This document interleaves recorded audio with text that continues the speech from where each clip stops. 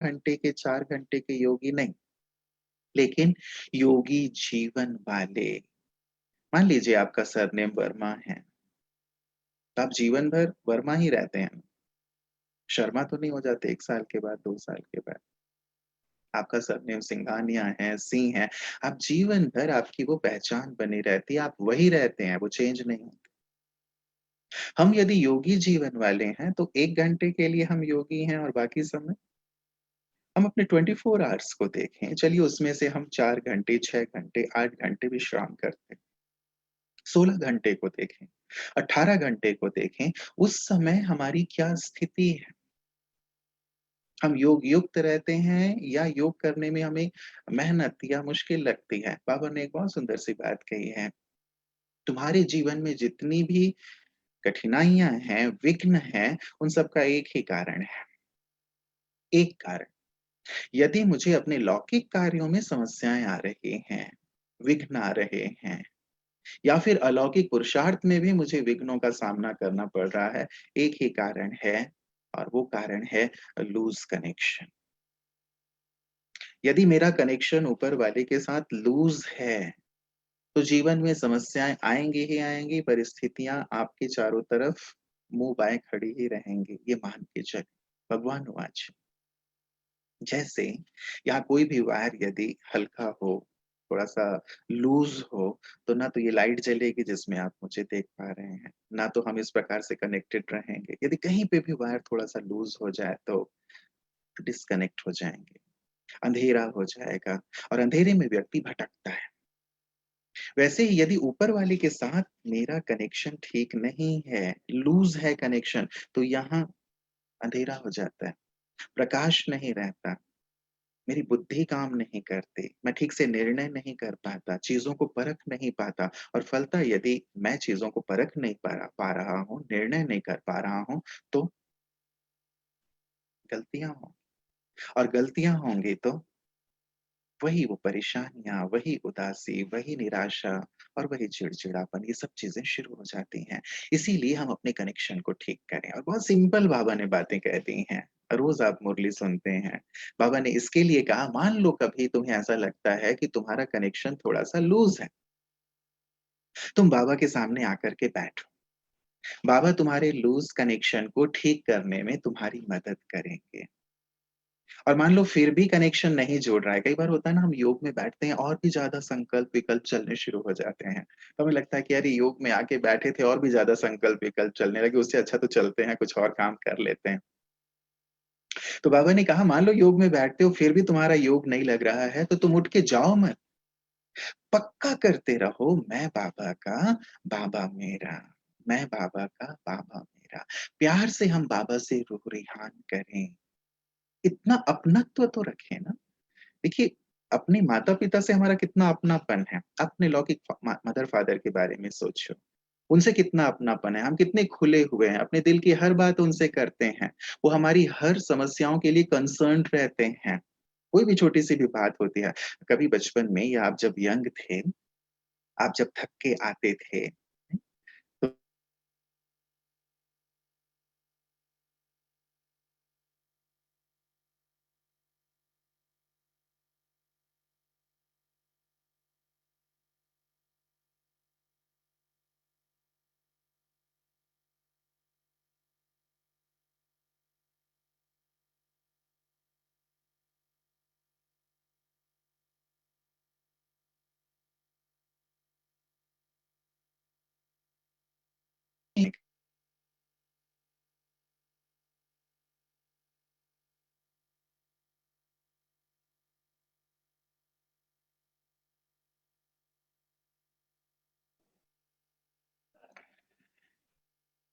तो बाबा ने कहा, "बाबा तुम्हारी मदद करेंगे, तुम्हारे इस लूज़ कनेक्शन को ठीक करने में, बस उठ के जाओ मत।"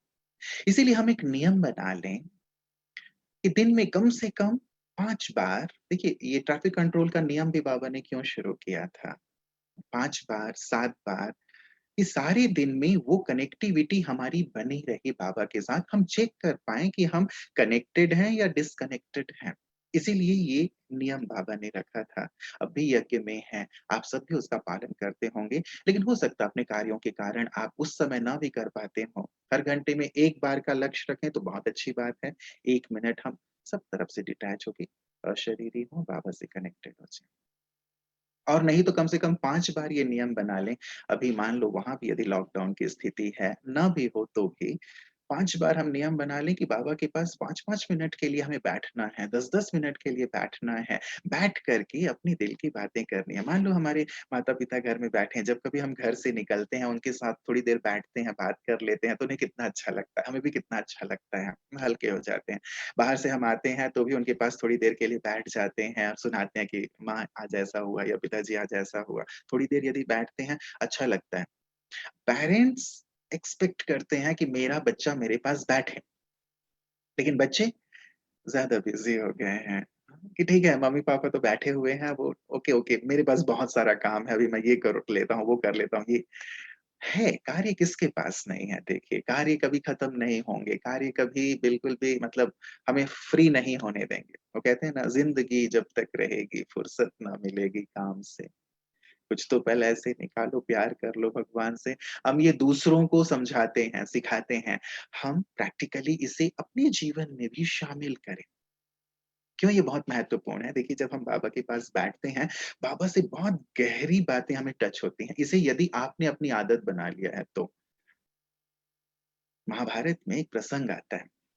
वो प्रसंग ये है कि लास्ट तक पहुँच रहे थे महाभारत युद्ध में, भीम और दुर्योधन दोनों का युद्ध होना था। बिल्कुल अंतिम पड़ाव की ओर बढ़ रहा था ये जो युद्ध है वो। तो इन्हें पता था गांधारी को कि भीम बहुत अच्छा योद्धा है और ये मेरे 99 पुत्र तो मारे गए हैं, अब ये एक पुत्र बचा है, ये भी कहीं मर ना जाए। तो मैं इसे अमरत्व दे देती हूँ। उसकी आँखों में पट्टी बंधी हुई थी आप जानते हैं। इसलिए उनकी आँखों में बहुत शक्ति आ गई थी, सिद्धि आ गई थी। उन्होंने बुलाया 1 दिन पहले युद्ध से पहले अपने बेटे दुर्योधन को कि तू मेरे पास आना। लेकिन बिना कपड़ों के आना, मैं तुम्हें देखूँगी, तुम्हारे शरीर के पूरे अंगों को तो तुम्हारा पूरा जो शरीर है वज्र का हो जाएगा। अब दुर्योधन जी जा रहे थे। अब जब जा रहे थे वो तो बिना कपड़ों के तो बीच में श्री कृष्ण जी मिल गए। उन्होंने कहा, "अरे! इस हालत में कहाँ जा रहे हो?" दुर्योधन ने बताया कि माँ ने बुलाया है मुझे, बिना कपड़ों के बुलाया है ताकि वो अपनी नज़र डालें और मेरा पूरा शरीर वज्र का हो जाए और मैं बिल्कुल अमर हो जाऊँ। श्री कृष्ण जी ने कहा कि मुझे तो पता था कि भई असत्य को, अधर्म को हराना है और यदि ये अमर हो गया तब तो दिक्कत हो जाएगी। थोड़ी युक्ति से उन्होंने ये बात कही कि देख तू छोटा था, तब तो ठीक था, माँ के सामने माँ तुम्हें खिलाया करती थी गोद में, लेकिन अब तुम बड़े हो गए हो, इस हालत में जाओगे तो अच्छा नहीं लगेगा, ये मर्यादित नहीं है बात। तुम ऐसा करो कि बस अपने कमर में छोटा-सा कपड़ा बाँध लो, बाकी तुम जाओ। अब दुर्योधन को भी ये बात ठीक लगी, उसने अपने कमर में छोटा-सा कपड़ा बाँधा और उसके बाद गया माँ के सामने। माँ ने पूरा उसे देखा, वज्र का हो गया, लेकिन वो हिस्सा कच्चा रह गया, कमर वाला जहाँ पे कपड़े बंधे हुए। अब दूसरा दिन आया, भीम और दुर्योधन का भयंकर गदा युद्ध शुरू हो गया। अब बहुत प्रहार एक-दूसरे पे कर रहे थे, लेकिन भीम प्रहार पे प्रहार किए जा रहे थे, दुर्योधन तो वज्र का हो गया था, कोई असर ही नहीं हो रहा था, थका जा रहा था। अब सुबह से दोपहर का समय हो गया, बार-बार श्री कृष्ण जी सोच रहे थे कि ये मेरी तरफ देखे, ताकि मैं इशारा करूँ कि कहाँ वार करना है, क्योंकि उनको पता था कि ये वज्र का हो गया। लेकिन भीम तो भीम थे, कि अरे मैं क्यों देखूँ किसी की तरफ, मैं तो वैसे महान हूँ, महारथी हूँ, मैं अकेले ही निपटा दूँगा, मेरे से बड़ा तो गदाधर कोई है ही नहीं, है। अपने नशे में चूर, अपने मैपन में चूर। अब ये गदा युद्ध चलता-चलता शाम का समय हो गया, अब भीम तो बिल्कुल थक के चूर हो गए। उन्हें लगा कि मैं इतना प्रहार कर रहा हूँ, दुर्योधन पे कोई असर क्यों नहीं हो रहा है? शाम का समय होते-होते भीम ने देखा श्री कृष्ण जी की ओर कि आखिर बात क्या है? तब उन्होंने इशारा किया कि इसके कमर पे वार कर, कमर वाला जो क्षेत्र है वहाँ वार कर। फिर भीम ने वहाँ मारा और दुर्योधन का अंत किया। भाव क्या है? यदि भीम ने पहले ही देख लिया होता श्री कृष्ण की ओर, जिनको भगवान के रूप में दिखाया गया है, तो इतना परिश्रम नहीं करना पड़ता उसको, इतनी मेहनत नहीं करनी पड़ती। थक गया, चूर हो गया। तो हम भी कई बार ऐसा होता है कि हम अपने में मगन रहते हैं। अपने में मगन मतलब यदि बाबा की याद में या स्वचिंतन में मगन हो तब तो अच्छी बात है, लेकिन अपने काम में मगन रहते हैं, अपने ही चिंता या चिंतन में मगन रहते हैं, दुनियावी बातों या पास्ट में मगन रहते हैं, वो ना करें। और यदि वो है भी, तो भी बीच-बीच में ये बैठने की बात इसीलिए कही कि उसकी तरफ देखें।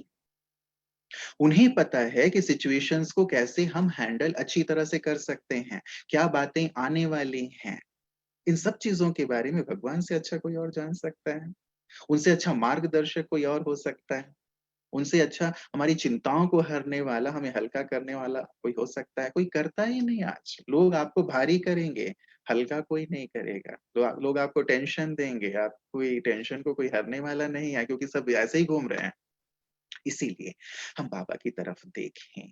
एक तो हम कनेक्ट भी हो जाएँगे और जो समय के अनुसार आवश्यकता है, वो चीज़ें हमें मिलेंगी क्योंकि आने वाला जो समय है, अभी भी वर्तमान में आप देख रहे हैं कितना भय है, कितनी चिंता है, कितनी परेशानी है, कितनी अनसर्टेनिटी है पूरे संसार में।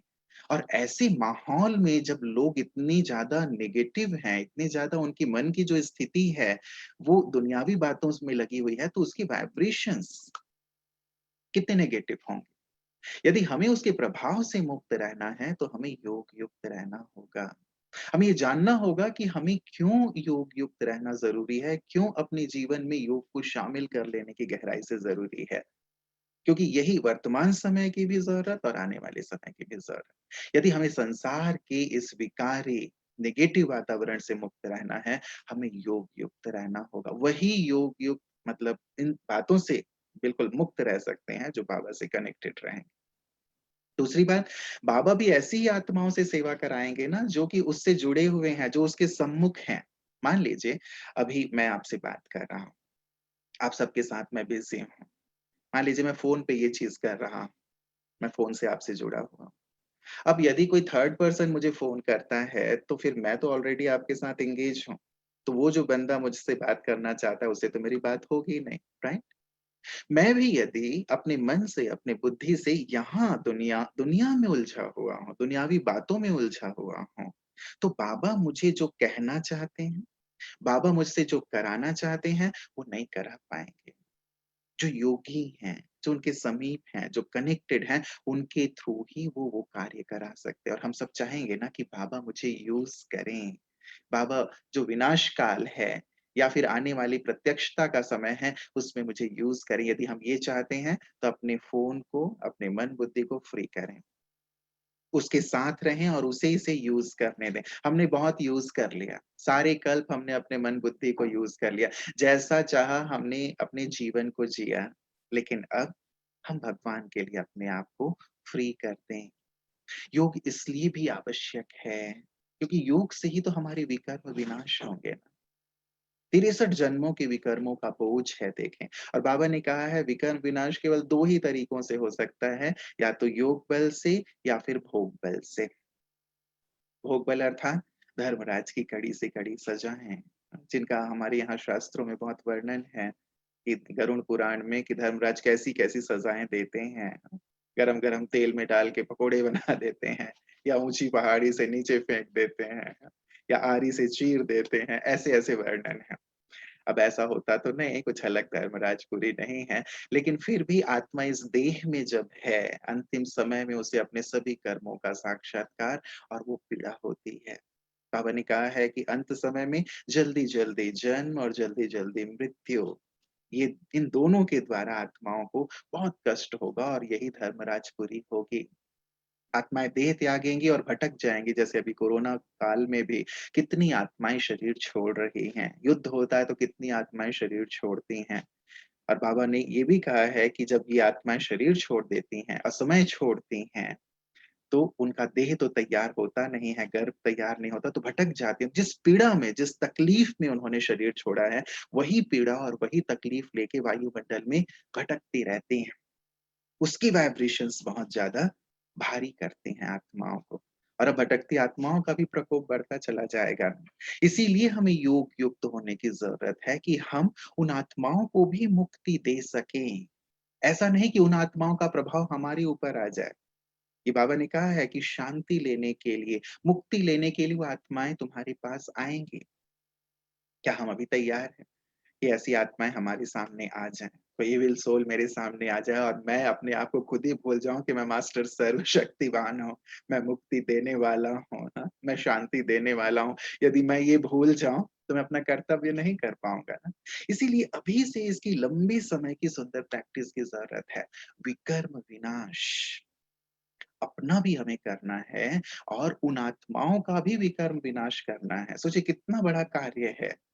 आत्मा पहले ही इतने सारी विकर्म लेकर चल रही है, अब एक तो हमें विकर्म नहीं करना है, दूसरा योग से अच्छे अपने विकर्मों को नष्ट करना है और तीसरा इतना योग बल जमा करना है कि इन आत्माओं के भी विकर्मों को नष्ट करके हम इन्हें मुक्त कर सकें। सोचिए कितना योग बल की ज़रूरत होगी हमें। इसीलिए हम योगी जीवन वाले बने। योगी जीवन इसलिए भी क्योंकि योग से ही तो एक मिलन का सुंदर अनुभव होता है ना, परमात्म मिलन का अनुभव। यही एक ऐसा सुंदर सच्चा सत्संग है जहाँ मिलन होता है। बाकी सत्संगों में तो परमात्मा से लोग कहते हैं हम मिलाएँगे, लेकिन ये एक ऐसा सुंदर सत्संग योग जहाँ हम सीधे-सीधे परमात्मा से मिलते हैं और परमात्म मिलन से बड़ा सुख, आनंद और प्राप्ति इस संसार में और कुछ नहीं है और यही वक़्त है। ये बाबा कहते हैं ना यही बहार है दुनिया को भूल जाने का। तो हम क्यों ना इतना सुंदर मिलन मनाते रहें, बाबा के अंग-संग रहें और मुझे तो एक संकल्प हमेशा रहता है कि सारी कल्प तो हम इसी संसार में रहेंगे, इसी साकार सृष्टि में ही रहेंगे। सतयुग में भी, त्रेता में भी, द्वापर में भी, कलयुग में भी। क्यों ना इस एक जन्म अब इस एक जन्म के भी बचे हुए थोड़ी-से समय में हम ऊपर रहना शुरू करें। ऊपर रहना, सूक्ष्म तन में, परम धाम में। तो सोचिए परम धाम में कितना आनंद होगा कि शिव बाबा वहाँ से नीचे ही नहीं आना चाहते। इस दृष्टि से भी सोच के देखें या सूक्ष्म तन में कितना आनंद होगा कि ब्रह्मा बाबा भी वहाँ से नीचे नहीं आ रहे हैं, वो भी वहाँ बैठे हुए हैं। तो हमारे माता-पिता जहाँ रहते हैं, वो लोक कैसा है? वहाँ की अनुभूति कैसी है? क्यों ना हम धीरे-धीरे अपने आप को ऐसी प्रैक्टिस में लाएँ कि ऊपर रहना हम शुरू कर दें, ऊपर से नीचे आएँ। देखिए बाबा कैसे करते हैं? ऊपर से नीचे आते हैं, अपना कार्य करते हैं, हम सबको मुरली सुनाते हैं, दृष्टि देते हैं, भोग स्वीकार करते हैं। जिसको जो पालना देनी है, सबको पालना बाबा देते हैं। नज़दीक में जिन्हें कुछ कहना है कहा, ऊपर। फॉलो फादर कब करेंगे हम? फॉलो मदर फादर ये हमारा स्लोगन है। फॉलो ब्रदर सिस्टर ये हमारा स्लोगन है ही नहीं। मेरे माता-पिता जहाँ रहते हैं, एक एक बच्चा जिसे बहुत प्यार है अपने माता-पिता से, भाग के अपने माता-पिता के पास जाता है, उनकी गोद में रहता है। उनके साथ रहना बिल्कुल जैसे उसके लिए सबसे ज़्यादा प्रिय चीज़ है। जब आपको बचपन में आपने देखा होगा आपके बच्चे यदि छोटे हों और जब आपने उनको स्कूल भेजना शुरू किया, तो वो गए क्या प्यार से? नहीं गए। उन्हें बड़ा कष्ट हुआ। उन्हें लगा कि नहीं-नहीं मुझे तो अपने मम्मी के साथ ही रहना है, अपने पापा के साथ ही रहना है, वो आपसे चिपक जाते थे। आप ज़बरदस्ती उसको भेजते थे, राइट? चलो वो तो उसके कल्याण के लिए था। लेकिन यहाँ हम अपने माता-पिता से ऐसे क्यों नहीं चिपक के रह सकते? योग एक मिलन है ना, इस मिलन को हमें बहुत गहराई से अनुभव करना है। साथ ही योग इसलिए भी क्योंकि यही हमें स्वराज्य अधिकारी बनाएगा। जितना ज़्यादा हम योग युक्त रहते हैं, हमारी कर्मेंद्रियाँ शीतल होती जाती हैं, शांत होती जाती हैं। हम अपनी कर्मेंद्रियों के प्रभाव से, उनके बंधन से ऊपर उठते चले जाते हैं। इसलिए योग युक्त रहने की ज़रूरत है और बाबा ने कहा है, जितना जो अभी स्वराज्य अधिकारी होंगे, वही भविष्य में विश्व राज्य अधिकारी होंगे। और स्वराज्य अधिकारी अर्थात अपने सभी कर्मेंद्रियों के मालिक। आँखें, जिह्वा, ये अन्य कर्मेंद्रियाँ, स्थूल, सूक्ष्म सभी कर्मेंद्रियाँ, इनके मालिक दरबार लगाएँ और देखें कि कहीं ये कर्मेंद्रियाँ हमें धोखा तो नहीं दे रही हैं। योग युक्त होते जाते हैं तो सभी कर्मेंद्रियाँ सधती चली जाती हैं। जब देह भान में रहते हैं, तभी तो ये आँखें खिंचती हैं ना, देह की ओर खिंचावट होगी, अन्य पदार्थों की ओर खिंचावट होगी, सांसारिक अन्य जो ताम-झाम है, तड़क-भड़क है, उनकी तरफ आकर्षण होगा, जब हम योग युक्त नहीं रहते हैं तो। इसीलिए स्वराज्य अधिकारी आत्मा बन जाएँ और कई लोग ये भी सोचते हैं कि हम अंत में स्वराज्य अधिकारी बन जाएँगे, लेकिन बाबा कहते हैं, सीधा-सा इक्वेशन है बाबा का कि जो लंबे काल के स्वराज्य अधिकारी हों, जितना लंबे काल के स्वराज्य अधिकारी, उतने लंबे काल के विश्व राज्य अधिकारी। और यदि हम अंत में जाकर के थोड़े समय के लिए स्वराज्य अधिकारी बनेंगे, तो हमें विश्व का राज्य भी थोड़े समय के लिए ही प्राप्त होगा ना। अब हम डिसाइड कर लें कि हमें लंबे काल का विश्व राज्य चाहिए या थोड़े समय का विश्व राज्य चाहिए।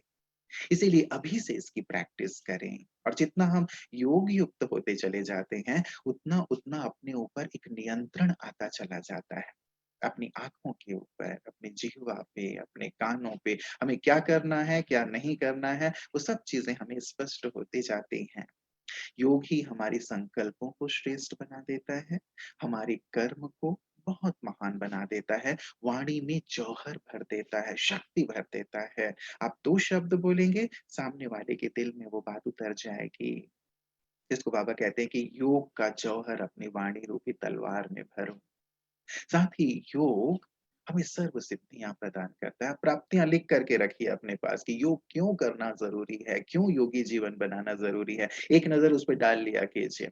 तो ऑटोमेटिक योग की तरफ आपकी रुझान बढ़ती चली जाएगी। सर्व सिद्धियाँ योग से मिलने वाली हैं। चाहे वो वाचा की सिद्धि है, चाहे संकल्प की सिद्धि है और आने वाले समय में इसी चीज़ की आवश्यकता होगी। अब वर्तमान में आप देख ही सकते हैं, अब इतनी बड़ी महामारी फैली हुई है, इतने सारे बड़े-बड़े देश, इतने अनुभवी साइंटिस्ट, डॉक्टर्स, सबकी क्या स्थिति है? लोग बीमारी से मर रहे हैं और कोई वैक्सीन नहीं है। ऐसे आगे चल के ना जाने क्या-क्या होगा। हम तो शुभ भावना रखते हैं सारे विश्व के लिए, बाबा के बच्चे तो विश्व कल्याणकारी हैं, कल्याण की भावना से भरे हुए हैं। लेकिन फिर भी हम ये भी जानते हैं कि संसार की जो आत्माएँ हैं, उन सब के जो पाप कर्म हैं, उन सबको भी तो पाप की सज़ा मिलनी है और उसके बाद उन्हें पावन होकर के चलना है। और ये भी बाबा ने कहा है कि जब साइंस देखेगा कि भई ये चीज़ें हमारे बस में नहीं हैं, तभी तो उन्हें ये महसूस होगा कि नहीं हमसे भी ऊपर कोई है, तब तो उनकी नज़र भगवान की ओर जाएगी। तो ये सब ड्रामानुसार होना है, हम सब बहुत कल्याण की भावना रखते हैं, लेकिन हम ये भी देख रहे हैं कि ये चीज़ें फ़ेल होती जाएँगी। आप देख रहे हैं कि जो भी टैबलेट्स आदि भी हैं, जो हम एंटीबायोटिक लेते हैं, साइंस भी ये कह रहा है कि भई उसका प्रभाव भी धीरे-धीरे खत्म होता चला जा रहा है। जब दवाइयाँ नहीं होंगी, वैक्सीन्स नहीं होंगी, तो आखिर काम कौन करेगा? योगी आत्माएँ ही तो करेंगे ना, बाबा के बच्चे ही तो करेंगे ना। यज्ञ की शुरुआत में आपने यदि इतिहास सुना हो तो ऐसा ही हुआ था होता था।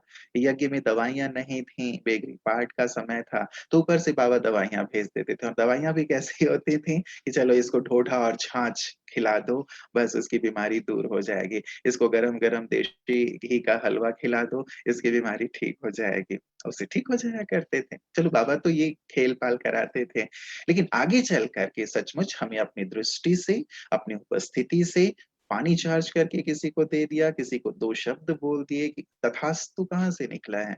यहीं से तो निकला है ना, कि ठीक है तुम निरोगी हो जाओ। बस हमने किसी के सिर पे हाथ रख दिया, निरोग हो गए। ये होना है। लेकिन तब जब हम ऐसी योग का बल अपने जीवन में धारण कर लेंगे, जब हम नहीं रहेंगे। कहते हैं ना मैं ना रहूँ, बस तू ही तू हो जाए। मैं ना दिखूँ, बस तू ही तू दिखाई दे। ऐसे हमें अपने आप को रमाना है, ऐसे इतने योग युक्त हो जाना है। कैसे होंगे ऐसे? अब ये सारी प्राप्तियाँ हैं, आप और लंबी लिस्ट निकालिएगा, ये सारे कार्य हमें करने हैं। कैसे होंगे? कुछ आधारभूत बातें, विस्तार भी आप कीजिएगा, मैं ज़्यादा विस्तार नहीं दूँगा। क्योंकि जब भी हम मकान बनाते हैं, तो मकान की नींव जितनी मजबूत होती है, उतना ही मकान मजबूत होता है। और यदि नींव कमज़ोर है, तो वो मकान आपने थोड़ा-सा खड़ा किया, फिर से वो दीवारें गिर जाएँगी।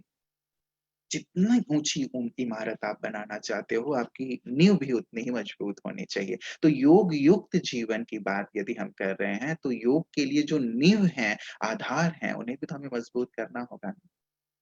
और इसका आधार, पहला आधार है हमारी पवित्रता। पवित्रता इसीलिए कहा शुरुआत ही मैंने कही बाबा की बात से शुरू की थी, योगी बनो, पवित्र बनो। जितनी पवित्रता, उतना योग। जितना योग, उतनी पवित्रता। इसलिए अपनी पवित्रता को हम बहुत मजबूत करते चलें। एक ही तो जन्म है, एक ही जन्म, अंतिम जन्म जिसमें भगवान ने हमसे मिल करके हमसे कुछ माँगा है और हमारे पास एक चीज़ है उसे देने के लिए और वो हमारी ये अपवित्रता है। गिफ्ट देते हैं ना जब एक-दूसरे से मिलते हैं तो लंबे समय के बाद मिलते हैं तो लगता है कि मैं क्या दूँ? 5000 साल के बाद बाबा हमसे मिले और उन्हें हमसे और कोई चीज़ नहीं चाहिए। हमारी जागीर नहीं चाहिए, हमारा धन-दौलत नहीं चाहिए, हमारा परिवार नहीं चाहिए। ऐशो-आराम की जो भी चीज़ें हैं सब तुम अपने पास रखो बाबा कहते हैं। बस एक चीज़ दे दो, अपनी अपवित्र। क्या ऐसी दृढ़ता हम अपने अंदर नहीं ला सकते कि बस दे दिया सो दे दिया। माना कि हमारी संस्कार अपवित्रता के हैं, गृहस्थ में रहे ना, हम लोग पूरे कल्प गृहस्थ में रहे हैं, युगल रूप में रहे हैं और पिछले 63 जन्म तो हमारे जीवन में ये विकार रहे हैं। कठिन होता है, लेकिन फिर भी जहाँ दृढ़ता है, वहाँ हम अपनी पवित्रता को संपूर्णता की ओर ले जा सकते हैं। दृढ़ता अपनानी होगी। तो मुझे संपूर्ण पवित्रता को धारण करना ही है क्योंकि मुझे एक शक्तिशाली योगी बनना है। क्योंकि जहाँ अपवित्रता आती है, अपवित्रता अर्थात सीधे देह की ओर आकर्षण, देह का दिखना, देह का चिंतन करना, देह में ही जैसे हमारा ध्यान चले जाना, वहाँ फिर ऊपर से हमारा ध्यान टूट जाता है। जहाँ दैहिक दृष्टि हुई, वहाँ सीधे ही हमारा ऊपर से कनेक्शन टूट जाता है। इसीलिए हम यहाँ अपनी आत्मिक दृष्टि को बहुत पक्का करें। आत्मा, देखिए ब्रह्मा बाबा ने भी अपने जीवन में आत्मा को कितना पक्का किया ना, मैं भी आत्मा, यशोदा भी आत्मा, नारायण भी आत्मा, ये भी आत्मा, ये भी आत्मा क्योंकि ये हमारे योग की नींव है, नींव है। हम शुरुआत भी कहाँ से करते हैं? शुरुआत तो यहीं से करते हैं ना, आत्मा हूँ, हैं? अब चलते-फिरते भी ये मेरी बहुत गहरी प्रैक्टिस हो जाए, तब जब हम योग में बैठेंगे ना, कई लोग योग में बैठते हैं तो वो आधा घंटा, 1 घंटा उनका ऐसे ही द्वंद में निकल जाता है, क्योंकि सारे दिन हमने प्रैक्टिस नहीं की है। प्रैक्टिस इसकी बहुत अच्छी करें, आत्मा हूँ, आत्मा और ये सब मेरे आत्मा भाई हैं। जब ये सुंदर प्रैक्टिस रहेगी हमारी, तो फिर हमारी पवित्रता भी बहुत सहज हो जाएगी, सहज होके। देह को देखा आत्मिक दृष्टि से दैहिक दृष्टि हुई, अपवित्रता के संकल्प उत्पन्न हुए, योग टूट जाता है। इसीलिए कहा कि हमने भगवान से वायदा किया है, प्रतिज्ञा की है, तो हम इसमें दृढ़ रहेंगे, पक्के रहेंगे और इसके लिए साधना भी करेंगे आत्मिक दृष्टि की। मेरा देखिए पाँचों स्वरूपों की जिसकी हमने प्रैक्टिस की, आप देखो हमारे पाँचों स्वरूपों में क्या है? पवित्रता है। मेरा अनादि स्वरूप भी पवित्र, मेरा आदि स्वरूप भी पवित्र, मेरा मध्य जो पूज्य स्वरूप है जिसका पूजन हो रहा है वो भी पवित्र, मेरा ब्राह्मण स्वरूप भी पवित्र, मेरा फरिश्ता स्वरूप भी पवित्र, तो ये अपवित्रता आई कहाँ से?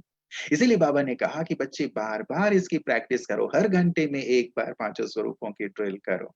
चलो इतना नहीं होता है तो दिन में कम से कम 8 बार इसका अभ्यास करो, लेकिन जब तक ना हो जाए 8 बार तब तक तुम सो नहीं। कुछ तो कारण होगा जो बाबा ने ये कहा, यही कारण कि हमारी पवित्रता नेचुरल होती जाए। हमें याद आता चले कि हम साधारण नहीं हैं।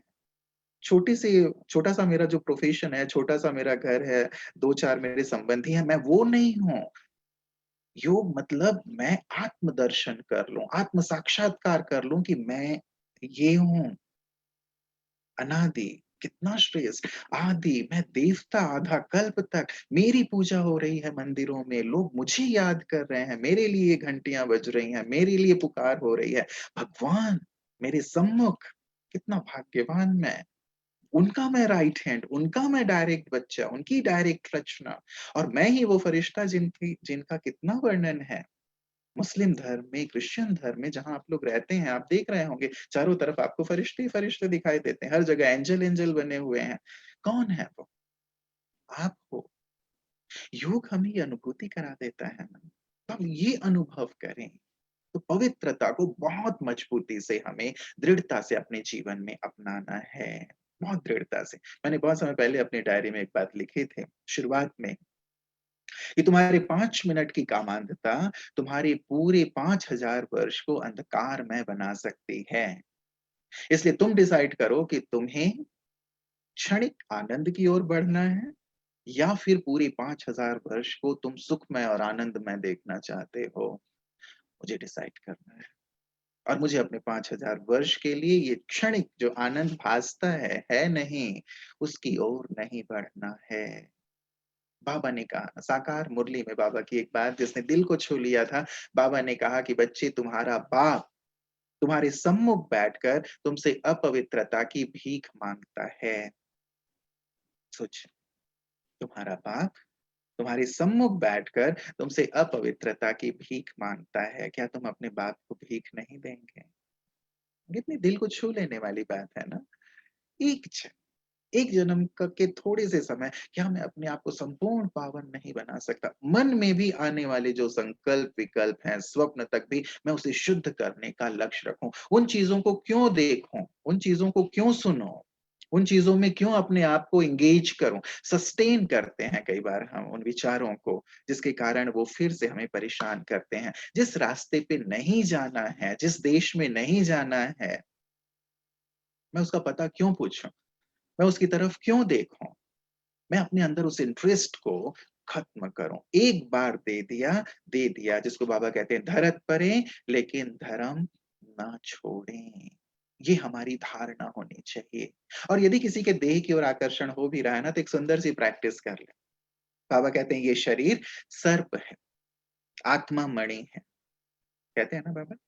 तो यदि किसी के देह की ओर आकर्षण हो रहा है तो अंदर देखें कि एक सांप बैठा हुआ है, बहुत ही खतरनाक सा काला सा कोबरा बैठा हुआ है और यदि मैं उस सांप को टच करूंगा तो वो सांप क्या करेगा? मुझे आशीर्वाद देगा कि जीते रहो, खुश रहो, सौभाग्यशाली रहो, ऐसा आशीर्वाद तो नहीं देगा ना। सांप का काम ही है काटना, डसना। तो यदि मैं उस देह को टच करता हूं वो सांप मुझे काटेगा। इसीलिए मुझे देह को टच नहीं करना है। कभी देखा है किसी को सांप को खिलाते हुए कि आजा बड़ा अच्छा सांप है, तू मेरी गोद में बैठ जा, मेरे गले से लिपट जा। ऐसे सांप को खिलाते हुए देखा है किसी को? नहीं ना? तो हम भी इस देह रूपी सांप के साथ खेलना छोड़ें। बाहर से तो हमने छोड़ दिया है, मन से भी छोड़ें, तो मन के तार जुड़े रहेंगे। पवित्रता दृढ़ कर लें। बाबा ने कहा है जो पवित्रता की रक्षा करता है, पवित्रता उसकी स्थिति की रक्षा करती है, उसके योग की रक्षा करती है, उसके योग को दृढ़ बनाती है, जीवन मजबूत होता चलता है। तो पवित्रता है तो बहुत लंबा-चौड़ा विषय लेकिन संक्षेप में इतना है। दूसरी बात जो एक नींव का काम करती है हमारे योग में, वो है प्यार, स्नेह। जितना हमारा प्यार बाबा से होगा, उतना हमारा योग बहुत सहज होगा। बाबा के महावाक्यों के अनुसार जहाँ मोहब्बत है, वहाँ मेहनत नहीं और जहाँ मेहनत है, वहाँ मोहब्बत नहीं। अब यदि मुझे योग करने में मेहनत लग रही है, तो ज़रूर मेरी जो मोहब्बत है, मेरा जो स्नेह है, कहीं न कहीं जुड़ा हुआ है। ये चेकिंग मुझे खुद करनी है कि मेरे मन के तार कहाँ-कहाँ जुड़े हुए हैं, किस-किस से जुड़े हुए हैं। हनुमान को कहा गया कि हनुमान दिखाओ सीना चीर के तुम्हारे दिल में क्या है? चीर दिया। क्या दिखा? केवल एक राम और कोई नहीं था। मैं अपना सीना चीर के दिखाऊँ तो मेरे हृदय में क्या है अभी? देखिए, कोई व्यक्ति है, वस्तु है, वैभव है, पास्ट है, फ्यूचर है, क्या-क्या हमने बैठा के रखा है अपने अंदर। यदि ये सब बैठे हुए होंगे, एक ही तो आसन है उसमें सब कुछ-कुछ बैठ गए हैं। अब भगवान कहाँ बैठेंगे? दिल को साफ तो करें, कोई बड़ा आता है तो उनको बिठाने के लिए हम कितनी साफ-सफाई करते हैं। भगवान को मुझे अपने दिल में बिठाना है, उसकी निरंतर याद में रहना है, योगी जीवन वाला बनना है। तो इस गंदगी में कैसे बैठेगा? बदबू आएगी ना उनको भी और वो चले जाएँगे। सफाई करो। मेरा स्नेह केवल एक के साथ। कर्तव्य मुझे अपने निभाने हैं, अपने परिवार को सँभालना है, अपने कार्यों को सँभालना है, लेकिन आप देखेंगे, अनुभव होगा आप सबको कि जितना हम योग युक्त रहते हैं, एक के प्यार में रहते हैं, सब कार्य सहज होते जाते हैं। सहज। एक बार हम लोगों ने बहुत अच्छा एक एक्सपेरिमेंट किया था। व्यक्तिगत मुझे इस बात की बहुत अच्छी अनुभूति रही। बाबा के साथ एक कमिटमेंट कि बाबा मेरे सारे कार्य आप करो, आपके सारे कार्य मैं करूँगा। कमिटमेंट। मेरे सारे कार्य आप करो, आपके सारे कार्य मैं करता हूँ। और आपके सारे कार्य मतलब बस मुझे याद में रहना है और सारे विश्व को प्रकाश देना है, यही तो करना है। इस कार्य में यदि आप लग जाओ, आप देखो आपके सारे कार्य सामने से होते जाते हैं या नहीं होते जाते। ईज़ी होता जाता है। योगः कर्मेषु कौशलम कहा गया है। जो योगी होता है वो 1 घंटे के काम को 10 मिनट में कर लेता है। और यदि और ज़्यादा योग सूक्ष्म होता जाता है तब तो इशारे से काम करना वो शुरू कर देता है। इस स्थिति तक हमें पहुँचना है। इसलिए कहा स्नेह, प्यार, बढ़ाएँ अपने प्यार को याद करते हुए कि भगवान ने मुझे क्या-क्या दिया है। लिस्ट बनाओ। बाबा ने मुझे ये भी दिया, ये भी दिया, ये भी दिया। बाबा ने संपूर्ण ज्ञान दिया। गुणों से मेरे जीवन को श्रृंगारित किया, मुझे विशेषताओं से संपन्न किया, मेरे जीवन के विघ्नों को उन्होंने हर लिया, मेरे दुःख के आँसू उन्होंने पोंछ डाले। हर पल वो जैसे मेरे साथ रह रहे हैं, मुझे सुरक्षा प्रदान करने के लिए। मेरे परिवार, मेरे बिज़नेस, मेरे हर कार्य का वो ध्यान रख रहे हैं। ना जाने कितना बड़ा बिगाड़ हो सकता था, नुकसान हो सकता था। उन्होंने सूली को काँटा कर दिया। ये अनुभव हम करते चलें, ये बाबा करते हैं। हमें समझ में नहीं आता कि बाबा हमारे लिए क्या-क्या करते हैं। यदि प्रत्यक्ष में बाबा होते और दिखाई देता कि ये कार्य बाबा ने किया, जैसे अलग-अलग कार्य, शास्त्रों में बहुत वर्णन है कि प्रभु कर देते हैं और उसे लगता है कि अरे ये कार्य कैसे हो गया? और कई बार लगता है कि नहीं, नहीं मैंने किया। जैसे बाबा कई बार कहते हैं ना कि जब मैं देखता हूँ कि कोई बहुत सामने विद्वान है या किसी को समझाना है तो मैं प्रवेश करता हूँ और मैं समझा देता हूँ। फिर कई बार बच्चे समझते हैं, देखा मैंने इतना अच्छा समझाया। तो बाबा कितनी सारे कार्य हमारे कर रहे हैं, हमें इतनी सारी परेशानियों से मुक्त कर रहे हैं। मैं उनके प्यार में डूबूँ ना, डूबूँ उनके प्यार में। बाबा ने कहा है, एक के प्यार में डूब जाना ही संपूर्ण ज्ञान और सहज योग है। यही सार है, एक के प्यार में डूब जाना, लवलीन हो जाना कि प्रभु तुमने मेरे लिए क्या-क्या किया है। कैसे मैं तुम्हारे उपकारों को चुकतो करूँ? प्यार, प्यार। तो प्यार में हम डूबेंगे। कितनी मेहनत कर रहे हैं वो हमारे लिए, उस पत्थर को पारस बनाने के लिए। चीनी हथौड़ी लेके लगे हुए हैं, 84 साल हो गए उनको कि नहीं मैं इसे सुंदर मूर्ति बना करके ही रहूँगा। कितना विश्वास है उनको मुझ पर कि मैं गिरता हूँ फिर खड़े होता हूँ, गिरता हूँ फिर खड़े होता हूँ। कभी मैं अमृत वेला उठा, कभी नहीं उठा, कभी मुरली क्लास में गया, कभी नहीं गया, कभी मैंने कुछ धारणाओं में ऊपर-नीचे कर लिया।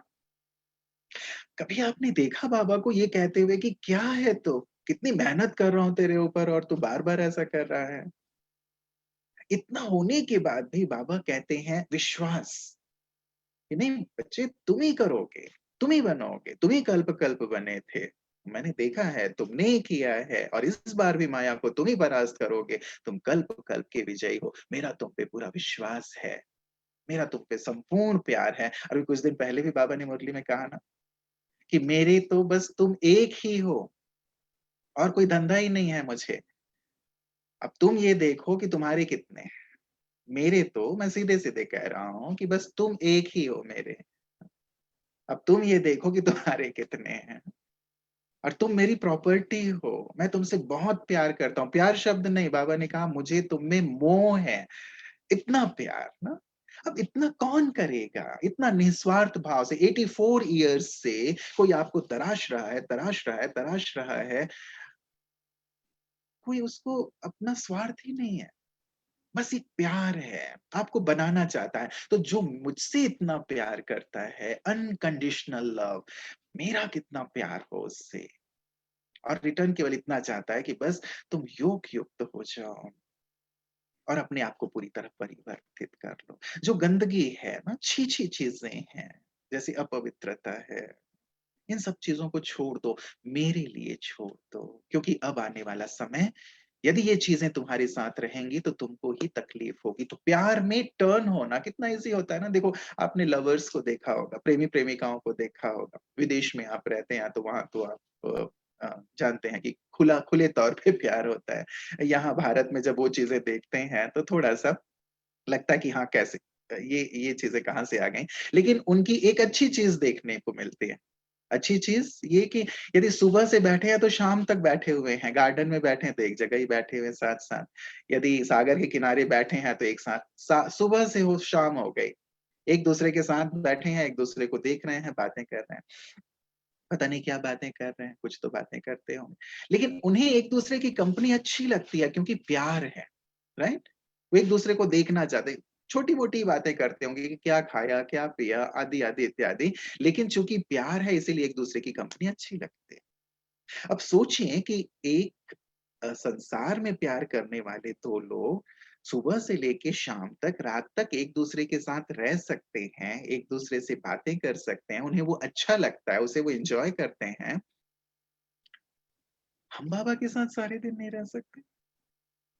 तब तो उनका प्यार हमसे ज़्यादा अच्छा हो गया ना कि वो एक-दूसरे के साथ ऐसे रह सकते हैं। हमारा प्यार भगवान से कम हो गया।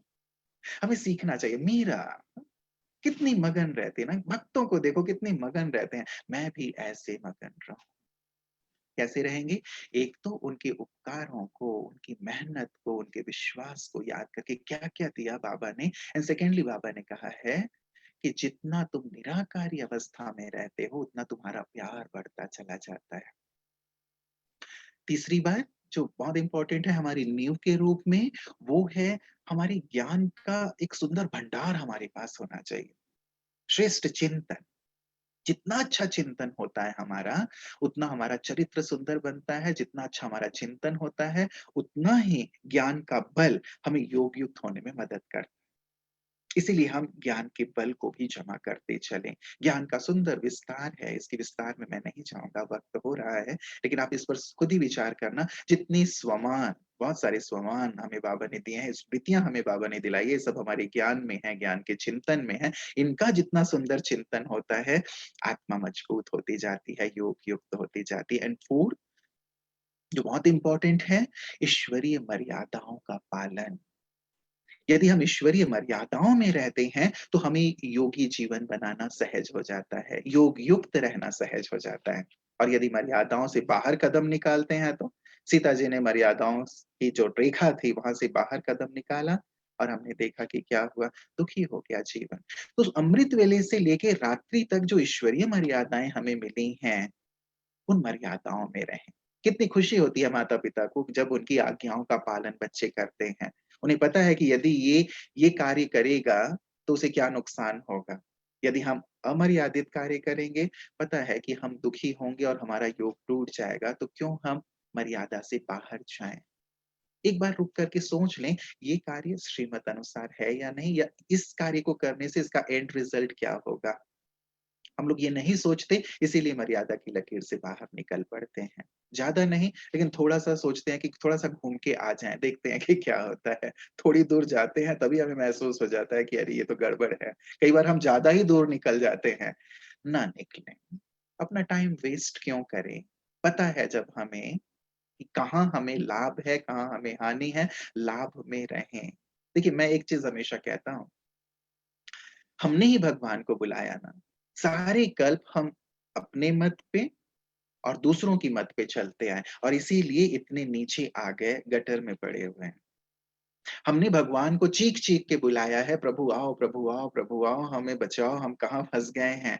अब जब वो आ गए हैं, हमें रास्ता दिखा रहे हैं, श्रीमत दे रहे हैं कि ये रास्ता बच्चे ये अच्छा है, इस पे तुम चलोगे ना साफ-सुथरा रास्ता है, हाईवे है और तुम अपने डेस्टिनेशन पे पहुँच जाओगे।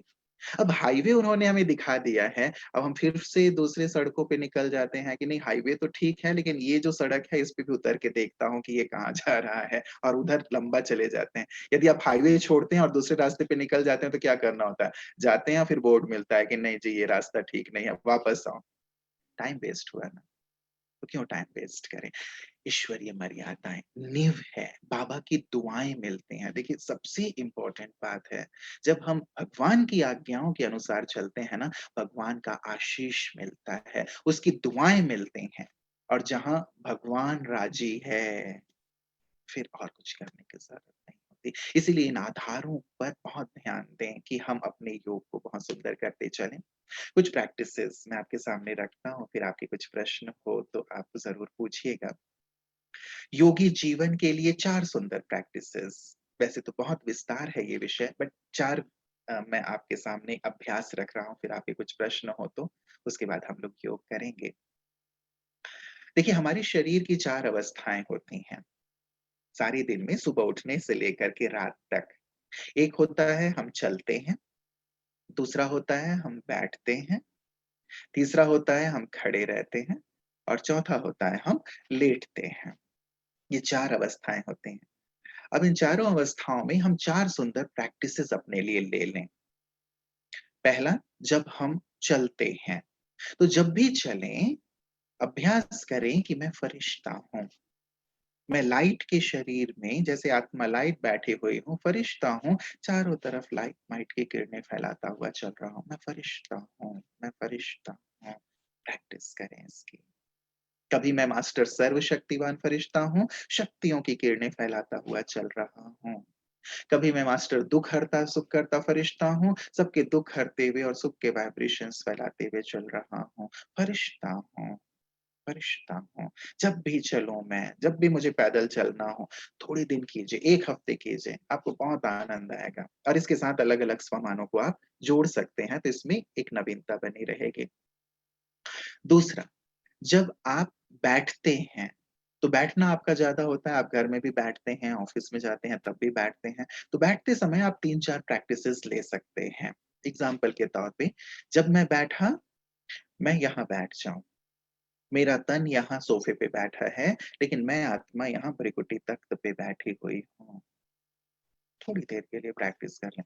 तन यहाँ, आत्मा यहाँ बैठी हुई है। दूसरी प्रैक्टिस कर लें, जैसे मैं यहाँ बैठा हूँ, लेकिन मैं परम धाम में बाबा के पास बैठा हुआ हूँ। बुद्धि से वहाँ पहुँच जाएँ।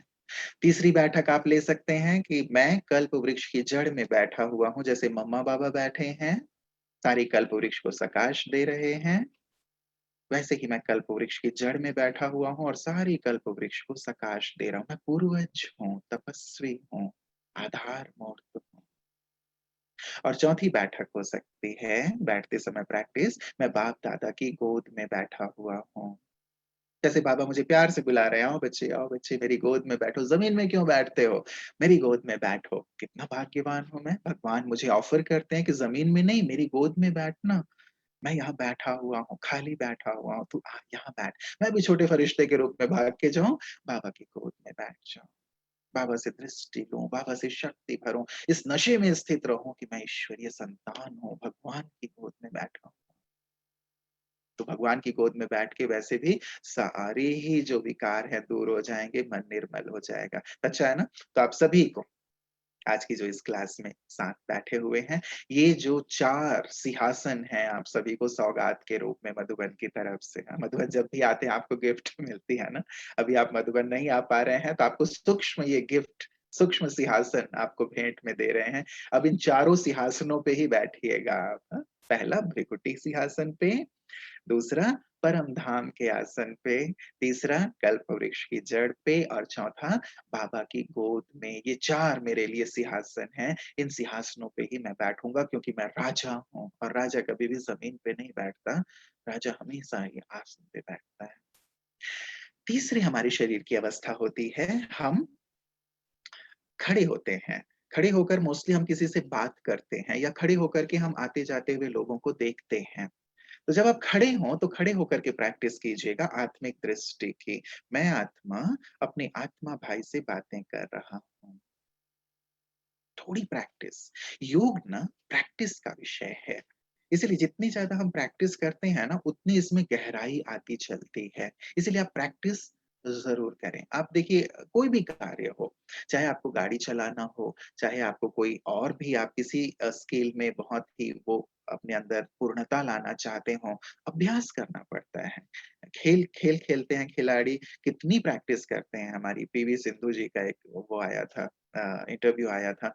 वो भले ही अभी लगभग टॉप लेवल पे है, बैडमिंटन प्लेयर है हमारे देश से, लेकिन फिर भी 8 घंटे वो प्रैक्टिस करती है कोर्ट में। अब सोचो इस लेवल में है, 8 घंटे प्रैक्टिस करती है। सारे लोग जो भी बिल्कुल एक्सीलेंस चाहते हैं अपने फील्ड में प्रैक्टिस करते हैं। हमें भी यदि योग में एक्सीलेंस चाहिए, योग में पूर्णता चाहिए, योग युक्त जीवन चाहिए, प्रैक्टिस तो करनी पड़ेगी ना। प्रैक्टिस, दिल से कीजिएगा। ये सुंदर प्रैक्टिसेज़ हैं जो आपको बहुत ईज़ी लगेंगे और आपकी दिनचर्या से इसीलिए मैंने जोड़ के ये अभ्यास दिए हैं।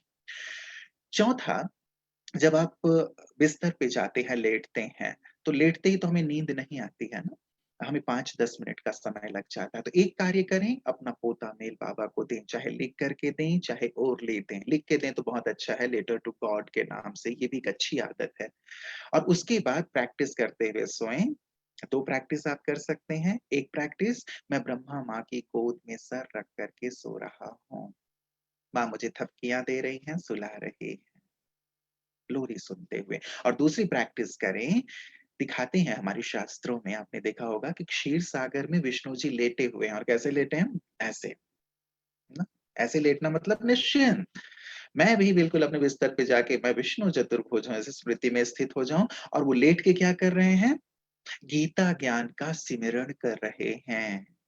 अर्थात हमें जो ज्ञान मिला उसका सिमरण करते-करते, और दूसरा कार्य, सारे यूनिवर्स को प्रकाश दे रहे हैं, ऐसा दिखाया जाता है। तो हम भी गीता ज्ञान का सिमरण करते, सारे विश्व को प्रकाश देते हुए, जिन्हें नींद नहीं आ रही है उन्हें नींद आ जाए। जो भयभीत हैं उनके भय दूर हो जाएँ, जो दुखी हैं उनके दुःख दूर हो जाएँ, जो पीड़ा में हैं, तकलीफ में हैं, उनकी पीड़ा तकलीफ दूर हो जाए। ऐसे हम बहुत अच्छे वाइब्रेशंस देते हुए विश्राम करें। इससे क्या होगा? नींद बहुत, बहुत ही आपकी योग युक्त नींद रहेगी। मम्मा और पापा की ये बहुत सुंदर विशेषता थी कि वो जागते हुए तो योग करते ही थे, लेकिन उनकी नींद में भी योग युक्त स्थिति रहती थी, इसलिए कमाई उनकी ज़्यादा हुई और इतनी जल्दी संपूर्ण अवस्था को प्राप्त हुए। हम भी केवल जागते हुए योगी नहीं, लेकिन सोते हुए भी तो योगी हैं ना। ऐसा थोड़ी होना चाहिए कि जाग रहा था तो मैं योगी था और सोया तो भी योगी हो गया। अंतमते सोगते, रात को जब हम सोते हैं तो वो भी हमारी अंतमति है। किस संकल्प के साथ हम सो रहे हैं, किस स्मृति के साथ सो रहे हैं, कैसी अनुभूति के साथ सो रहे हैं, उसी आधार पे हमारी नींद होती है, उसी आधार पे हमारा अमृत वेला होता है। इसीलिए सोते समय इधर-उधर के विचार नहीं, संसार में क्या हो रहा है, कोरोना बढ़ रहा है, ये हो गया आज ऑफिस में, ये सब नहीं, सब बाबा को अर्पित किया, बाबा की याद में गहराई से योग युक्त होकर के विश्राम करेंगे। ठीक है, तो ये चारों प्रैक्टिसेज़ याद रहेंगे ना? ये चारों प्रैक्टिसेज़ आपके लिए बहुत सुंदर रहेंगे, आपको योगी जीवन बनाने में आपको मदद करेंगे। इन्हें सिंसियरली आप 8 दिन करके देखिए, फिर भले बताइएगा हंसा दीदी को कि हमारा अनुभव कैसा रहा। ठीक है ना? तो ये अभ्यास ज़रूर आप करते रहिएगा। योग तो एक बहुत विशाल सब्जेक्ट है, और मैं यही कहूँगा कि इसकी गहराई में आप उतरते चलें। आज जो चर्चा हुई है, उस चर्चा के साथ आप अपने चिंतन को ज़रूर जोड़िएगा।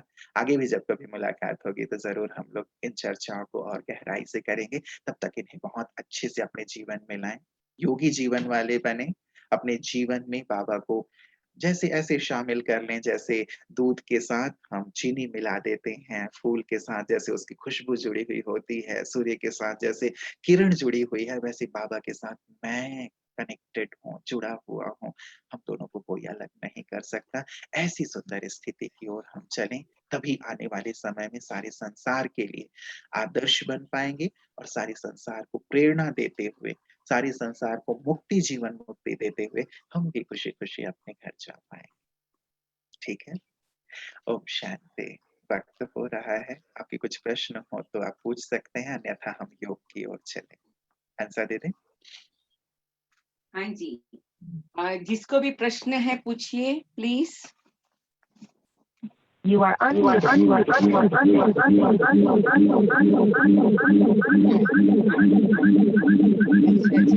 क्या हुआ?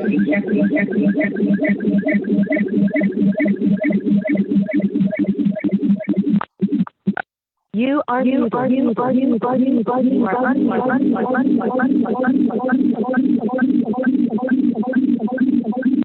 You are muted.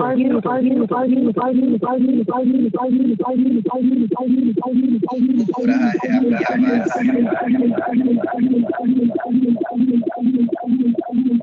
Om Shanti. You are muted. I think सभी पहले 1 मिनट के लिए म्यूट कर दीजिए।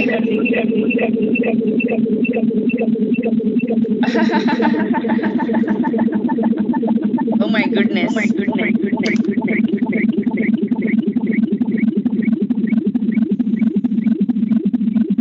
यदि एक-एक को अनम्यूट कीजिए, यदि सभी एक साथ आएँगे तो शायद आवाज़ नहीं आएगी।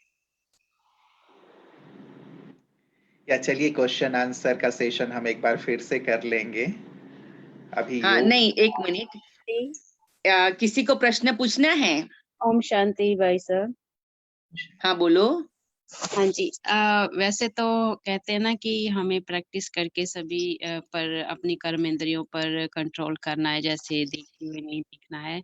लेकिन जो जीभ का कंट्रोल होता है, उस पे कौन सी प्रैक्टिस करें कि हमें जैसे बहुत ना लगे कि इसमें ये नहीं है, वो नहीं है, आज टेस्टी बना, आज इतना मज़ा नहीं आया जा खाने में। तो एक ही स्वाद रहे, उसकी प्रैक्टिस का कुछ आपको हो अंदाज़ तो प्लीज़ शेयर करें?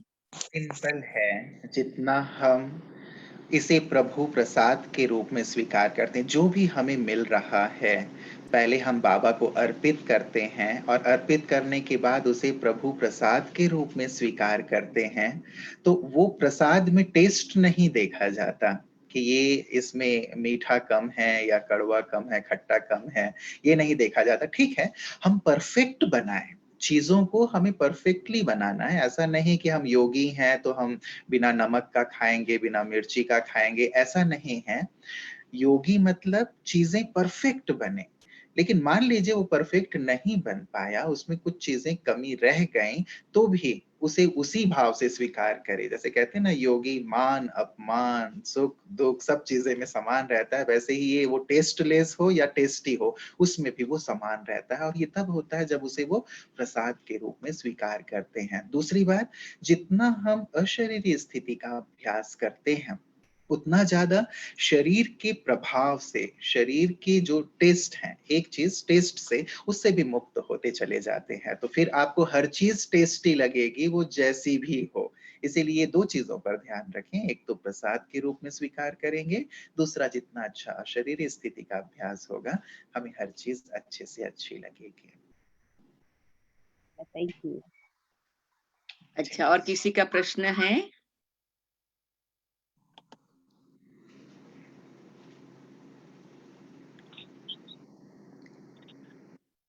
ओम शांति भाई, ये आशुतोष भाई बोल रहे हैं सैक्रामेंटो सेंटर से। मेरा एक प्रश्न है कि ये आज बहुत अच्छा लगा आपका क्लास का, अपनी अच्छी बातें बताई क्लास में। पर आज का तमोप्रधानी दुनिया में जब वाइब्रेशन चेंज हो रहे हैं और जैसे वाइब्रेशंस इतने नेगेटिव हैं खास करके विदेशों में, और इतनी वाइब्रेशंस हैं जिससे हमें परिचित नहीं होना है, पर हमारे कार्य में आज की दिनचर्या में बाधाएं जो लाती हैं ये वाइब्रेशंस, जो हमारे शुद्ध वाइब्रेशंस से जो बाबा से हम योग युक्त रहना चाहते हैं, जैसे आपने कहा कि बाबा के याद में पवित्रता होना बहुत इम्पोर्टेंट है। और कैसे हम अपने आप को इस अशुद्ध वाइब्रेशन, जैसे ये तमोप्रधानी ये कलयुग की दुनिया है, बहुत ही वाइब्रेशंस के साथ आती है, और ये वाइब्रेशंस हमारे छोटे से छोटे कार्य में भी बाधाएं डालती है। हमारे बाबा के साथ योग लगाना और एक संजोग रखना, वो भी हमें दूर लेके मैं जा रहा है। आपको और कुछ नहीं। ओम शांति। Thank you. हम अपने अमृत वेले को बहुत पावरफुल करें। अमृत वेले ही, जैसे बाबा ने एक बात कही है कि जब भी आप किसी कार्य के लिए निकलते हैं, जब भी कोई योद्धा रण क्षेत्र पे जाता है, युद्ध के लिए जाता है, तो अपने पूरे ही अस्त्र शस्त्रों से सज करके जाता है। अमृत वेला वो समय है जबकि बाबा हमें पूरी तरह से प्रोटेक्ट करते हैं, पूरी तरह से चार्ज करते हैं, शक्तियों से भर देते हैं। हमें ऐसी सुंदर ज्ञान की बातें मुरली में भी और अमृत वेले भी ऐसे टच कर देते हैं जिससे कि हम प्रोटेक्टेड हो जाते हैं। तो हम अमृत वेले पे एक तो पहली बात बहुत गहराई से ध्यान दें, उसे पावरफुल करें। दूसरी बात, जब आप घर से निकलते भी हैं तो हम जो कर्म योग की प्रैक्टिस अभी मैंने आपको बताई है, यदि आप उन अभ्यासों में रहेंगे तो बाहरी वातावरण आपको टच नहीं कर पाएंगे, उसका प्रभाव नहीं पड़ेगा। प्रभाव तब पड़ता है जब हम हल्की स्थिति में हैं, मेरे वाइब्रेशंस डल हैं। यदि मैं अपनी चारों तरफ एक पॉजिटिव वाइब्रेशन और एक ओरा क्रिएट करके रखता हूं, तो वो जो नेगेटिव प्रभाव है, वो प्रभाव हमारे करीब से आकर के ही रिवर्स हो जाते हैं। तो एक तो अमृत वेले को बहुत शक्तिशाली कीजिए, और दूसरी ये जो प्रैक्टिसेस अभी 4 आप लोगों को बताई हैं, उन्हें आप कीजिए, 8 दिन कीजिए, उसके बाद खुद ही रिजल्ट दीजिएगा दीदी को कि कैसा रहा। आप इससे पूरी तरह से प्रोटेक्टेड रहेंगे। और हम जानते हैं कि आगे चल के स्थितियां वैसे भी और भी तमोप्रधान होती चलेंगी। इसीलिए आज ये विषय ही रखा था कि हम योगी जीवन वाले बन के अपने आप को बाबा के साथ ऐसे कंबाइंड रखें कि बाबा की पावरफुल एनर्जी इस हर प्रकार की नेगेटिव करती चले। तो आप इन चीजों की प्रैक्टिस कीजिएगा। Very good, thank you so much भाई। अभी एक लास्ट क्वेश्चन है। कई बाबा के बच्चे माताएं हैं जो बंधन में हैं, तो और कभी-कभी उनको बहुत उमंग भी आता है कि भाई हम इस प्रकार का करें, लेकिन घर की तो टोटल डिफरेंट ड्रामा की सीन है। तो उनको आप बताओ कि कैसे मदद मिले, और विशेष करके पवित्रता के लिए भी कैसे मदद मिले। एक तो बाबा का आह्वान आप लोग ज़रूर किया करें, जो भी बंधन में हैं माताएँ, जिन्हें पूरा सहयोग नहीं मिल पाता, घर में 3 बार बाबा का आह्वान कर लें। सुबह, दोपहर, शाम या रात, जब भी आपको वक़्त मिलता है, जैसे बहुत दिल से, प्यार से कि बाबा आप हमारे घर में आएँ, ये आपका घर है, ये आपके बच्चे हैं। और महसूस करें कि शिव बाबा, ब्रह्मा बाबा दोनों ही घर में उतर आए हैं, मुझे भी दृष्टि दे रहे हैं और उसके बाद बाबा की उँगली पकड़ के हम पूरे घर में घुमाएँ। जैसे पूरे घर को बाबा पवित्रता के वातावरण से, एनर्जी से चार्ज कर रहे हैं, अपनी शक्तियों की एनर्जी से चार्ज कर रहे हैं और दृष्टि दिलवाएँ अपने युगल को भी, अपने बच्चों को भी। जैसे बाबा से मिलाते हैं ना, कोई नया आता है हमारे घर में तो हम मिलाते हैं ना कि ये है, ये है। बाबा से भी परिचय कराएँ और बाबा उन्हें दृष्टि दे रहे हैं, उनके सिर पर हाथ रख रहे हैं, उन्हें भी अपनी पवित्र एनर्जी से जैसे चार्ज कर रहे हैं। तो ये अभ्यास आप ज़रूर करें, तो इससे घर का वातावरण बहुत पॉज़िटिव होता जाएगा। दूसरी बात, जब भोजन आप बनाते हैं, भोजन बहुत ही अच्छा टूल है आपके लिए, जिनके द्वारा आप सामने वाले के मन को परिवर्तित कर सकते हो। भोजन बनाते समय मैं परम पवित्र आत्मा हूँ, इसकी बहुत अच्छी धुन लगा करके बनाएँ। बाबा के कभी गीत लगा लें, कभी कुछ और सुंदर स्वमानों की प्रैक्टिस करते हुए, योग की प्रैक्टिस करते हुए या बाबा को भी साथ लेकर के बनाएँ, बाबा की एनर्जी उसमें आ रही है, अलग-अलग प्रैक्टिसेस करते हुए बनाएँ, तो भोजन जितना योग युक्त होकर के बनाएँगे, भोजन का इफ़ेक्ट भी उन पे आएगा।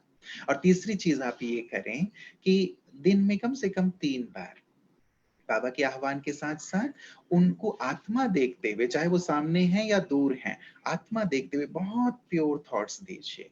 जैसे ये आत्मा है, बहुत शुद्ध आत्मा है, पवित्र आत्मा है, भगवान का बच्चा है, इनका भी कल्याण हो, ये भी बाबा से जुड़ जाएँ, इनके जीवन में भी सुख शांति आ जाए, ये भी एक सद्मार्ग पर, पवित्र मार्ग पर, आध्यात्म के मार्ग पर चलने लगें। कभी ये संकल्प और कभी ये डायरेक्टली बात करते हुए कि देखो भगवान आए हुए हैं, तुम भी उन्हें पहचानो, अपना श्रेष्ठ भाग्य बनाओ। ऐसे संकल्प देते हुए उन्हें बहुत पॉजिटिव एनर्जी दें। तो ये ठीक ऐसे ही काम करता है जैसे हम किसी को व्हाट्सएप करते हैं, कैसे हम किसी को एसएमएस करते हैं तो उसको डिलीवर होता है ना। तो अभी वो डिलीवर उनकी हो या ना हो, लेकिन ज़रूर उसका इफ़ेक्ट होगा और धीरे से जैसे प्रॉपर वो जो आप संकल्प दे रहे हैं, वो उनको टच होगा और साथ ही उनके जीवन में परिवर्तन आता जाएगा। और यदि किसी कारण से मान लीजिए आप बंधन में हैं और कभी पवित्रता में ऊपर-नीचे हो जाता है, हम जानते हैं कि जो ज्ञान में हैं, उनकी तो इच्छा बिल्कुल ये चीज़ की नहीं रहती, लेकिन मान लीजिए कभी ऊपर-नीचे हो भी गया युगल यदि ज्ञान में नहीं है तो आप निराश ना हो जाएँ, हताश ना हों। अपने आप अपनी स्पीड को और डबल कर दें अपने पुरुषार्थ को। मान लीजिए वो एक चीज़ हल्की हुई, लेकिन मेरा अमृत वेला और अच्छा हो जाए, मेरी मुरली और अच्छी हो जाए, मेरा ज्ञान योग की जो स्टडी है और ज़्यादा अच्छी हो जाए। तो चलो एक सब्जेक्ट में थोड़ा-सा हल्का किसी कारण से अभी हो रहा है, लेकिन अन्य सब्जेक्ट को आप बहुत पावरफुल करते चलो। दूसरों को दुआएँ देना, ईश्वरीय कार्यों में सहयोग देना, चाहे वो तन से है या धन से है। तो जब ये पुण्य कर्म भी आप करते चलेंगे, तो उस पुण्य कर्म का बल भी आपके इस बंधन को हल्का करता चलेगा। ये प्रैक्टिस करते चलें, बाबा तो आपके साथ हैं ही हैं, आप ज़रूर जल्दी से जल्दी निर्बंधन बनेंगे और उड़ेंगे। हमारी शुभकामनाएँ आपके साथ हैं। थैंक यू सो मच भाई, थैंक यू सो मच। अभी मुझे नहीं लगता किसी को कोई प्रश्न है। अगर कोई किसी को प्रश्न है तो मुझे लिख के भेजना, और हम रुपेश भाई को भेज देंगे, वो हमें व्हाट्सएप के थ्रू जवाब दे देंगे। अभी थोड़ा योग करा सकते हैं भाई साहब। थैंक यू सो बिल्कुल, मच। चलें अब हम सभी प्यारे बाबा को दिल से शुक्रिया करेंगे, जिन्होंने हमें इतना अच्छा जीवन दिया है। ये दिल से शुक्रिया रोज़ किया करें, बार-बार किया करें। दादी जानकी जी कहा करती थी कि मेरे अंदर से तो दिन में 1000 बार निकलता है बाबा, बाबा, बाबा, जिन्होंने हमें इतना सुंदर जीवन दिया। तो चलिए हम सब फरिश्ते ऊपर सूक्ष्म वतन में बाबा के पास और बाबा को दिल से शुक्रिया अदा करेंगे। बाप दादा को अपने सम्मुख देखते हुए अपने माता-पिता को अपने सम्मुख देखते हुए कि बाबा, आपने हमें इतना सुंदर जीवन दिया, हमारी मार्ग की सारी बाधाओं को दूर किया। आप हमें क्या से क्या बना रहे हो। हमारे जीवन में कितनी परेशानियाँ थीं, चिंताएँ थीं, आपने हमारी सारी दुःख चिंताओं को हर लिया। ओ बाबा, आपका दिल से लाख-लाख शुक्रिया। बस अब हम आपकी याद में ही समाये रहें, आपकी श्रीमत पर ही चलते रहें और आपको सारे संसार में प्रत्यक्ष करें। बस यही एक शुभ आश है, यही एक शुभकामना है। बाबा भी प्यार से हमें दृष्टि दे रहे हैं और उन्होंने अपने आशीर्वाद का हाथ मेरे सिर पर रख दिया है। फ़ील करें बाबा के हाथ को अपने सिर पर।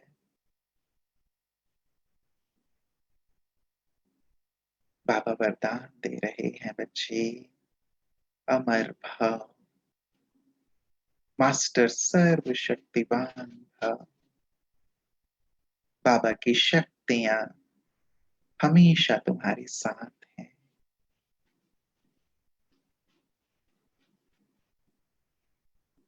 बाबा दृष्टि देते हुए, शक्ति भरते हुए हमें निहाल कर रहे हैं और भरपूर होकर हम वापस अपने कर्म क्षेत्र में आ जाते हैं। ओम शांति। बहुत-बहुत शुक्रिया आप सभी भाई-बहनों का, हंसा दीदी का। बहुत अच्छा लगा इतने दूर बैठे हुए, हम इस कोने में, आप उस कोने में, लेकिन लग ही नहीं रहा कि हम दूर बैठे हैं, बहुत नज़दीक अनुभव हो रहा है। बहुत अच्छा लगा। मिलते रहेंगे आप सभी से, आप सब अपना ध्यान रखिएगा और बहुत-बहुत आगे बढ़िएगा। ओम शांति। ओम शांति। Thank you so much brother. हमारा फेवरेट सब्जेक्ट योग, जिसके बारे में ओम आपने शांति। इतनी ज्ञान अनुभूतियां कराई, बहुत बहुत thank you. Thank you Baba, thank you. Thank you. Om Shanti brother, thank you. Thank you.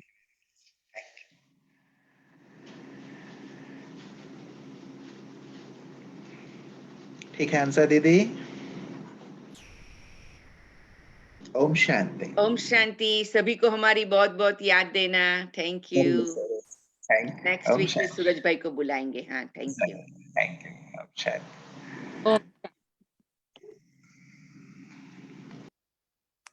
अभी सब बाबा के बच्चे लाइन पर ही रहेंगे।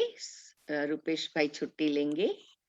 हम अभी कई बाबा के बच्चों ने रिक्वेस्ट किया है, तो मैं स्ट्रेट मुरली पढ़ लेती हूँ, क्योंकि हमने पूरी मुरली नहीं पढ़ी है कुछ दिनों से ना। और दूसरा कि 9:30 बजे से हम लोग सभी वेस्ट कोस्ट का भी फादर डे है और खास करके सैन फ्रांसिस्को से निमंत्रण है, तो उसमें भी ज्वाइन करेंगे। बाकी आप सबको पता है कि आज सैक्रामेंटो के 25 ऑर्गेनाइजेशंस योगा डे मना रहे हैं कॉन्सुलेट जनरल ऑफ इंडिया के साथ। तो बाबा को भी 20 मिनट का स्लॉट मिला हुआ है, तो उसमें श्वेतांग भाई और कनिष्ठा बहन भी पार्टिसिपेट करेंगे, हमें मदद करेंगे। तो सभी बाबा के बच्चे भी ज्वाइंट करें।